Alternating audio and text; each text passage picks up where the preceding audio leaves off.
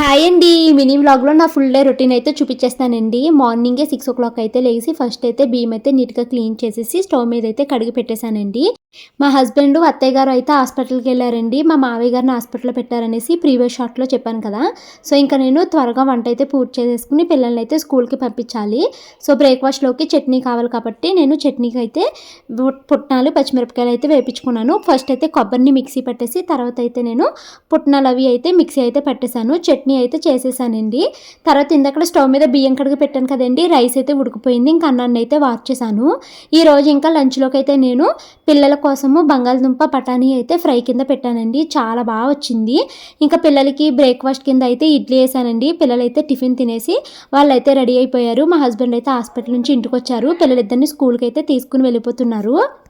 ఇంకా పిల్లలిద్దరూ స్కూల్కి వెళ్ళిపోయిన తర్వాత క్విక్గా నేనైతే మళ్ళీ వంట పని అయితే స్టార్ట్ చేశానండి. ఎందుకంటే పిల్లల కోసమే వండాను ఇందక్కడ.